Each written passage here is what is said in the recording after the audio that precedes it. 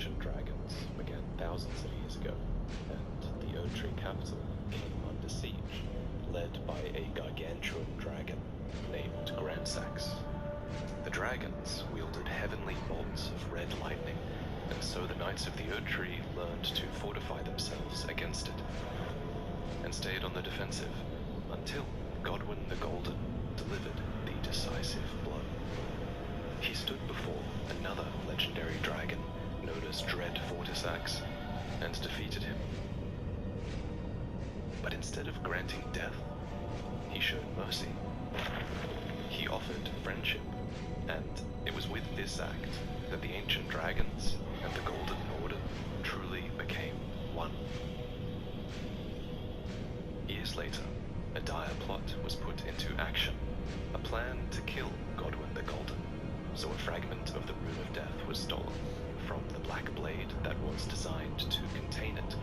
This fragment was then inscribed onto a set of black knives, which the Black Knife assassins would wield, and with cloaks of silver that fooled the eye, they snuck into the capital and delivered the first destined death in a millennia. Godwyn should have died a clean, true death, but he did not. Instead, as the mark of the Lunar Princess, Rani got her wish and perished in flesh alone, which freed her soul. But Godwyn died in spirit alone, and so his body suffered an unimaginable fate. His living corpse would spread a peculiar brand of undeath through the lands between via Deathroot, and wherever there is Deathroot, the hunters of the dead are sure to follow. There's no mistake, is there? Death has left its mark once again. I'm sorry, I cannot give you your proper rights, but at least you did not join those who live in death. Your soul will return to the Erdtree in time. A tarnished, are you? I'm known as Deep. I hunt down those who live in death and weed their death root. Heed my warning. The village here has been touched by death, and worse yet, it is home to a mariner. If you value your life, then go no further. The dead have long been left to wander, and what they need is true leadership. The mariners can call to those who live in death and offer them some semblance of guidance, but they make poor leaders, and even poorer fighters. So it is that the dead continue to live without purpose. Well, well. Another fool who won't listen to reason, eh? But with a prowess for weeding Deathroot. I've spotted the mark of the centipede here in the village. An ill-omened symbol that should not be. Someone or something threatens the sanctity of the Golden Order and must be eradicated.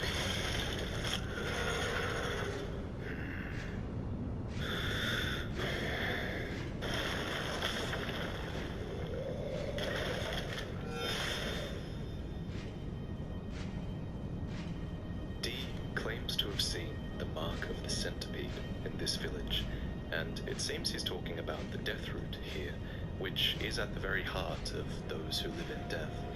This Deathroot carries the curse of the centipedal half-wheel wound, which raises the dead from their graves, ordering their bodies to life, without a soul, without guidance, and without grace. How would you like to earn the strength of beasts? If you're inclined to hunt more of those who live in death and weed their death root, then I'll introduce you to Garank. I have a matter of my own to attend to, and the beast himself wishes for someone to take my place.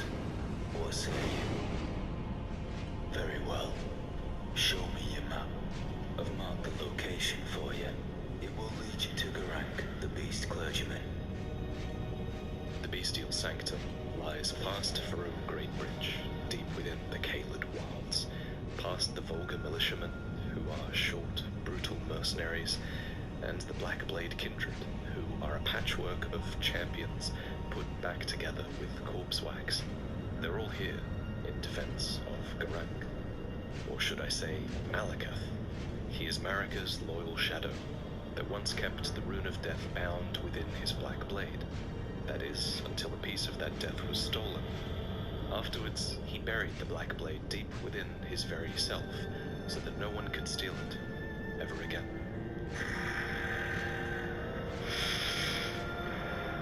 I smell it. Death.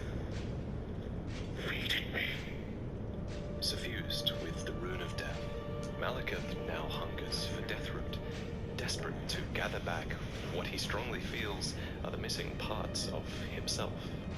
Tarnished. Bring all death. I shall grant thee. I am cruel. Feed me.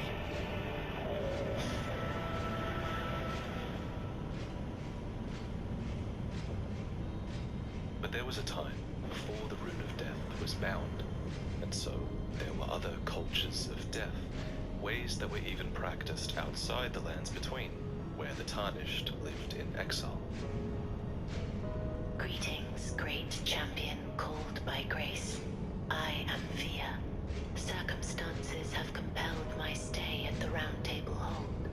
Great champion, would you allow me to hold you? But briefly. Ah, my thanks. You are very warm.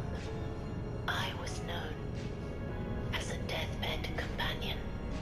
Where I come from, after I received the warmth and lively vigor from a number of champions, I lay with the remains of an exalted noble. To grant him another chance at life, to do so is the purpose of my being. But before I could bear the noble into new life, I was awakened by the guidance of grace and chased from my birthplace.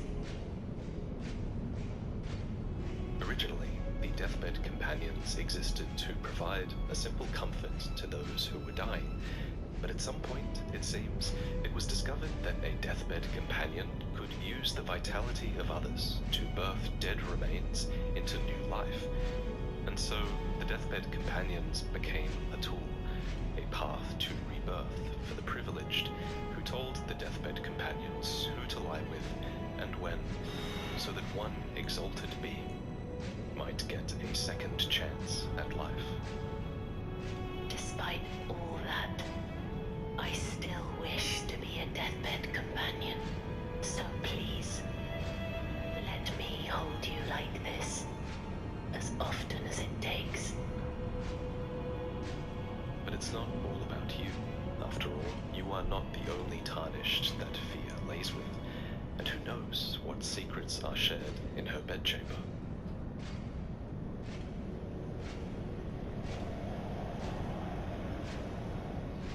Ah, nice to meet you. The pleasure's mine. Roger is the name. I'm looking for a little something here in the castle. When I'm not hot-footing it from the troops, that is.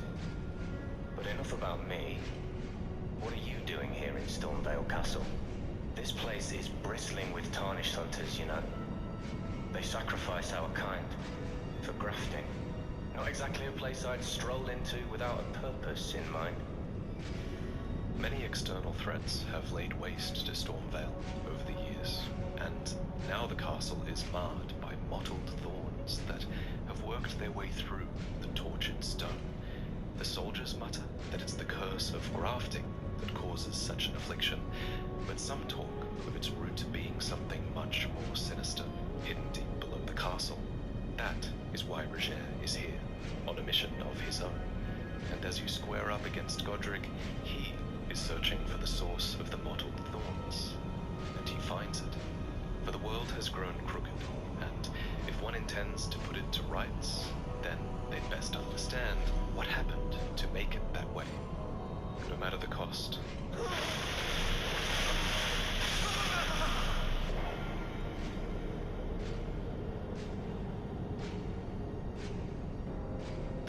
is slowly being taken over by the death root that is Godwin. For when Godwin died, his body was buried in the deep root depths, in what seems like an esteemed position directly below the Erd Tree.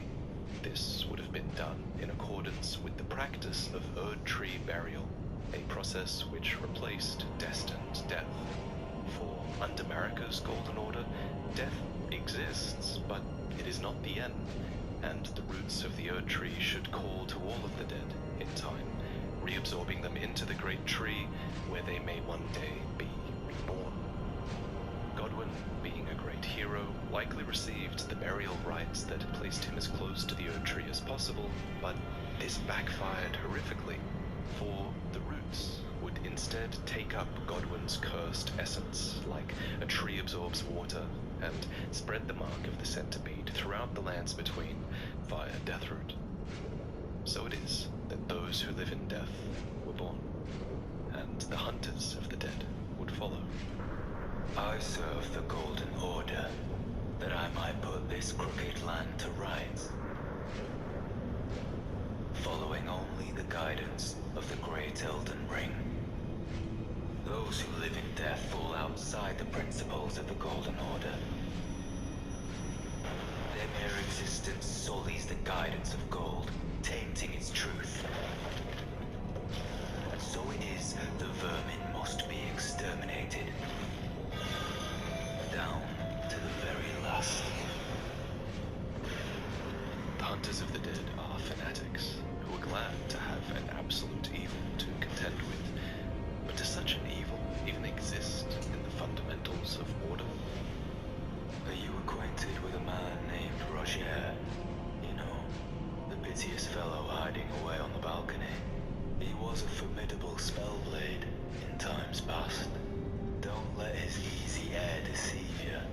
He was wise beyond his years, stout of heart and clear of mind. Ah, so you've met D. D is an old friend.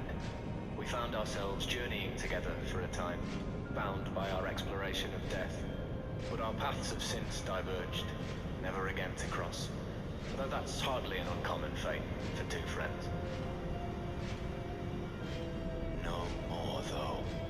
You see him now, ravaged by thorns, muttering and rambling, like he's half dead already. Couldn't change a thing. I can't stomach to watch. Take well the lesson, friend. That's how you end up when seduced by those who live in death. When grace is sullied, it rots people from the inside, breaks them.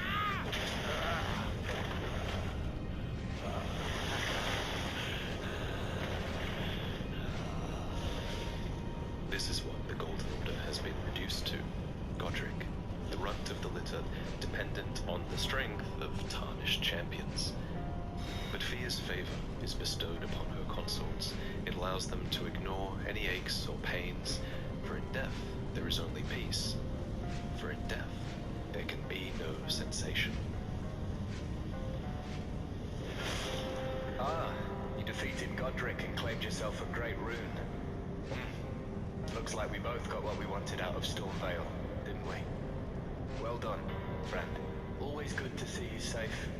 So, the misshapen corpse under Stormvale. That is a sacred relic of the Black Knives plot, as that famed night of assassination is known. It happened during the golden age of the Erd Tree, long before the shattering of the Elden Ring. Someone stole a fragment of the Rune of Death from Malekith, the Black Blade, and on a bitter night, murdered Godwin the Golden. That was the first recorded death of a demigod in all history, and it became the catalyst. Soon, the Elden Ring was smashed, and thus sprang forth the war known as the Shattering. I once wished to become a scholar, you see. I've spent many an hour scouring the archives for knowledge of that fateful plot. And that thing is to blame for the shape I'm in now. I urge the utmost caution. Don't disturb the corpse more than necessary.